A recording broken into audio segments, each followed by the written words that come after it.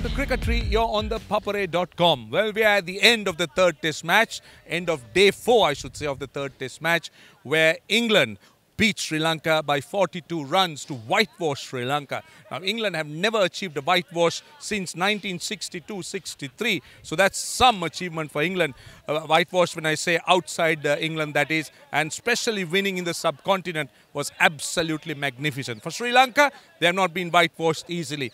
Australia did that. A good Australian side did whitewash a fairly good Sri Lankan side, and that was a tight series where Murali and Vaughan both played. And then, of course, India just recently in 2017 whitewashed Sri Lanka. But the question is, did Sri Lanka deserve to be whitewashed? I would say no, because Sri Lanka had their moments. If you look at the Pallekele game, Sri Lanka had the game. They had their moments to try and pounce on England. And even in this game today, I thought the way the Sri Lankans batted were absolutely magnificent. But one little mistake, the run out of Kusal Mendis really turned things around. Now, in situations like this, when you're fighting with your backs to the wall, you can't afford to make half a mistake.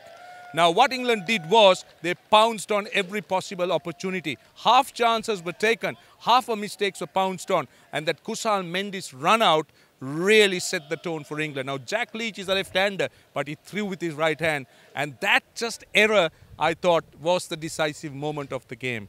Well, Dilruwan Perera was dismissed, and then before that, of course, wicketkeeper Dickwella was dismissed. I was disappointed with Dilruwan Perera. Having a test average of 20, batting up in the order, when I say up in the order, not as a tail-ender behind Dickwella, Sri Lanka would have expected more runs from the all-rounder, but it was not to be, not just in this game, but even at Pallekele in the second innings. And then Roshan Silva's very fine innings came to an end. But what really gave the Sri Lankans a lot of heart was that last wicket partnership. They made everyone feel and understand that this was not a minefield. The 60 runs last wicket stand very nearly got Sri Lanka over the line. Now, one of Sri Lanka's main issues have been that every time there is a break, they struggle to recover after the break. And this happened again after tea with that last wicket stand not lasting for more than 4 balls. Overall, I would give 100 out of 100 to England for the way they played.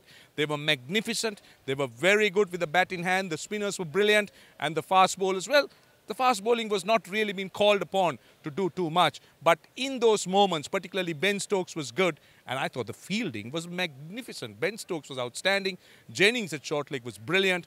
And overall, I thought Sri Lanka at most times was playing catching up cricket. So that is the end of the series. Sri Lanka versus England. Honestly, I expected Sri Lanka to beat England or compete better or maybe even draw the test series after they lost the one-day series. I always felt that England had greater experience as a one-day unit and they were performing better. But at home, in Sri Lankan conditions, I honestly expected Sri Lanka to really push England. But it didn't happen. The England spinners were good and the England batsmen found ways to dominate the Sri Lankan batsmen. Now, the next series coming up, I'll tell you, is not an easy series. It's in New Zealand. It gets followed by a series in Australia and then South Africa and then Sri Lanka go to the World Cup. So some tough cricket ahead, but I can tell you that the Sri Lankans have what they need. They've got quality players. It's a case of being disciplined. It's a case of really applying themselves and doing something special. So we hope you enjoyed Cricketry on ThePapare.com that we brought to you during the England series. Until we see you again, it's goodbye.